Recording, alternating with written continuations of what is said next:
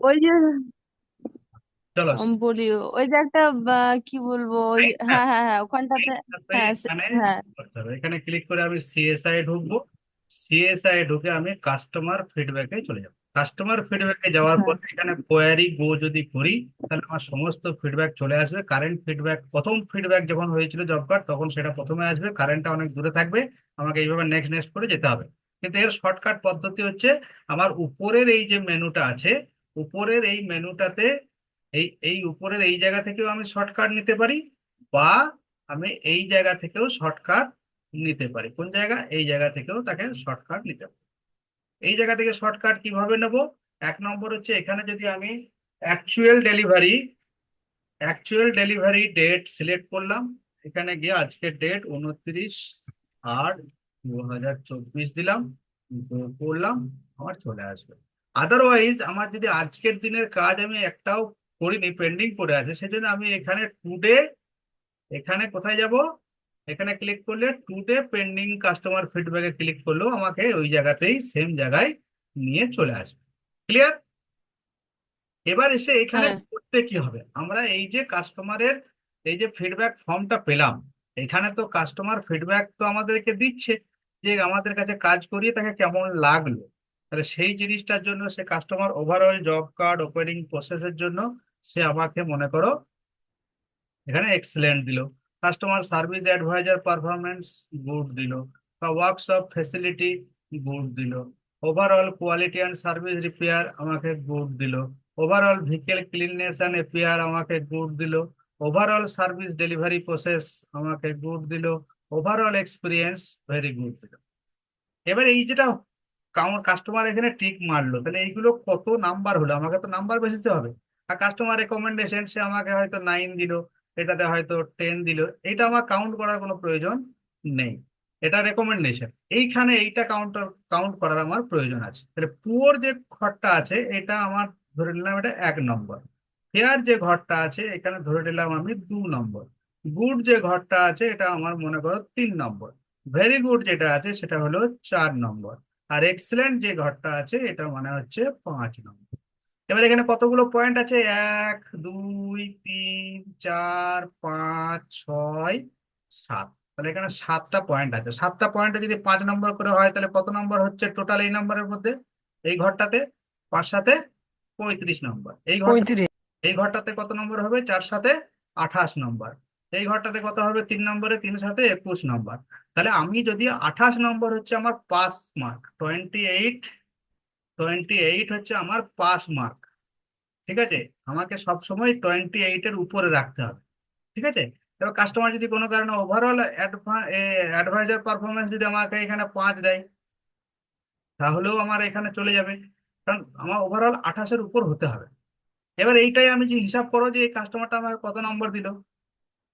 Customer এখানে number দিয়েছে, 5-এর ঘরে নাম্বার দিয়েছে দুটোতে, তাহলে 5 2 কত হলো এখানে? 10 টোটাল হলো। এইখানে আমাকে 4-এর ঘরে নাম্বার দিয়েছে দুটোতে, তিনটেতে, 1 2 3, তাহলে 3 4 কত হলো এখানে? 12। 12। 3-এর ঘরে হলো দুটো দিয়েছে, তাহলে 6। তাহলে আমার টোটাল কত ছয়। number হলো? 12 আর 6 18, আর 10 28। তাহলে আমি এখানে কিন্তু কি হলাম? পাস করে গেলাম। কাস্টমারের ওভারঅল স্যাটিসফ্যাকশন ঠিক আছে।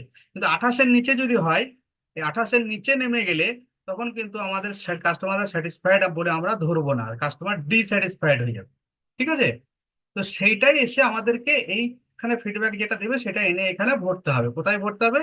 না, ওই কাস্টমার সিএসআই ফিডব্যাক ফর্মে ভরতে হবে। সেটা যেমন ম্যানুয়ালি ফিল আপ করলাম, সেটা ফিল আপ করা এখানেও অপশন আছে, তবে এই কাজটা কমপ্লিট হবে, নাহলে ইনকমপ্লিট থেকে যাবে। তাহলে সেইটা ভরার জন্য আমার এখানে অ্যাকচুয়াল ডেলিভারি করে ডেট দিলে আমার পরপর সমস্ত জব কার্ড নাম্বার যা যা আজকের ডেটে ওপেন হয়েছে, দেখো এই জব কার্ড নাম্বার ধরে ধরে ওপেন হয়ে চলে এসছে, এগুলো আসছে। এইগুলোতে এসে আমার এই যে ওভারঅল জব কার্ড স্যাটিসফ্যাকশন পরপর দেখো আছে। এইটাকে তুমি বড়ও করতে পারো, যদি এখানে সার্ভে ডিটেলসে যাও, এটা তোমার পেজটা বড় হয়ে যাবে। বড় হয়ে গেলে দেখো এখানে overall job card opening process 1 2 3 4 5 আছে।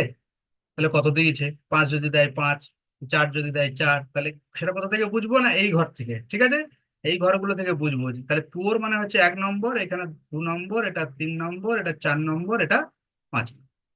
তাহলে আমাকে এইখানেও সেই নাম্বারগুলোই আছে। তখন তো অসুবিধা হবে না ভরতে, যে 1 2 3 4 5 লেখা আছে, তাহলে এটা কি করে বুঝবো?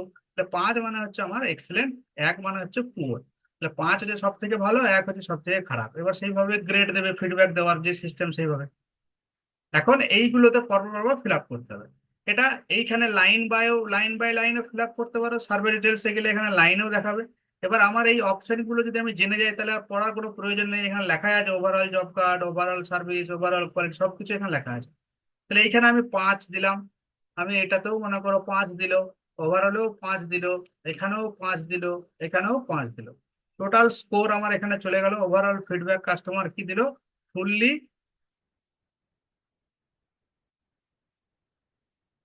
স্যাটিসফাইড। ঠিক আছে, দেখো এখানে কাস্টমারদের স্ট্যাটাস দেখো, পেন্ডিং দেখাচ্ছে। এটা কমপ্লিট হয়ে যাবে যখন তুমি কি করবে, কন্ট্রোল S টিপে দেবে, তখন এটা কিন্তু কমপ্লিট হয়ে যাবে।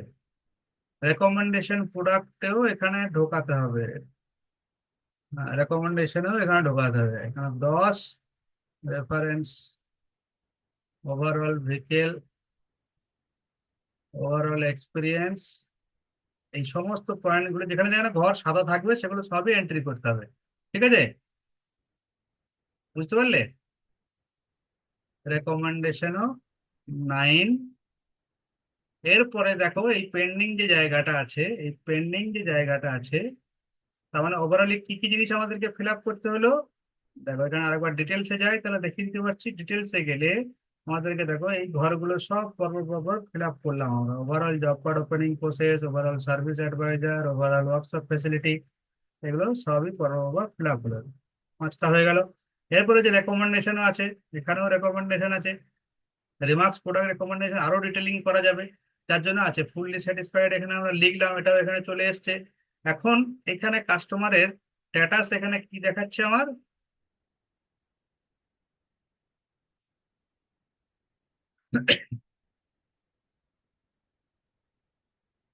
সার্ভেতে যাও, দেখো এবার এই স্ট্যাটাসটা কি ছিল, আগে পেন্ডিং ছিল, এখন কমপ্লিট হয়েছে। এবার কমপ্লিট দেখাচ্ছে। এই চেঞ্জ, হ্যাঁ। এই চেঞ্জটা, হ্যাঁ স্যার। ওই পেন্ডিং থেকে এই চেঞ্জটা হতে হবে। ঠিক আছে, পেন্ডিং থাকলে, যখন পেন্ডিং থাকবে তখন এটা কমপ্লিট হয়ে গেলে তোমার জানবে যে তোমার কমপ্লিট হয়ে গেছে। যদি কমপ্লিট না হয়, তাহলে কোথাও তোমার ভুল হচ্ছে। তাহলে আমরা ভরলাম কি কি জিনিস এখানে এন্ট্রি করলাম। এক তো হচ্ছে এইখান থেকে শুরু করে overall job card opening process থেকে শুরু করে এইগুলো সব ভরতে হচ্ছে। এখানে টোটাল দেখো 35 নম্বর এলো। এবার এখানে কটা আছে, 1 2 3 4 5, আর এই দিকে আবার চলে এসছে আরো দুটো এক্সট্রা। তো এটা আমি টেনে যদি এখানে এনে দিই, তো আমার চলে আসবে, তাতে কোনো অসুবিধা নেই।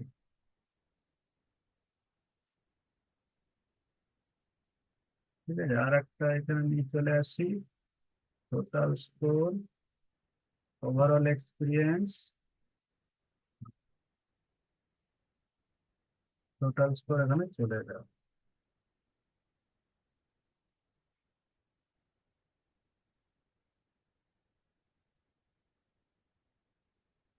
লেখা আছে 1 2 3 4 5 6, আর একটা 5 আসবে।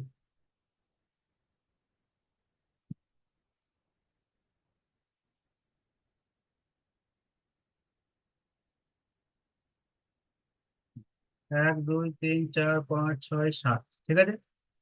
1 2 3 4 5 6 7, 5 7 35 নম্বর এখানে চলে এলো। আর দুটো জিনিস ঢোকাতে হচ্ছে, যেটা হচ্ছে রেকমেন্ডেশন। এটাও এখানে আনা যাবে, আগে কোনো অসুবিধা নেই। রেকমেন্ডেশনটাকেও নিয়ে চলে আসি, কাছাকাছি হয়ে যাবে। এগুলো করা যায়, ঠিক আছে, সাজানো যায়, নিজেদের সুবিধার মতো সাজিয়ে নিতে পারবে।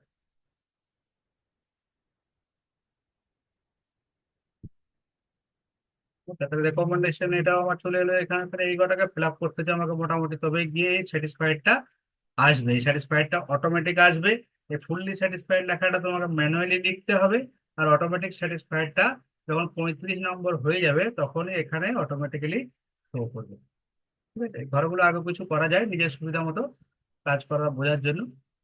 তো ফিডব্যাক ফিল আপ হয়ে গেলে আমার এটা কাজ, জব কার্ডটার কাজ কিন্তু কমপ্লিট। ওকে।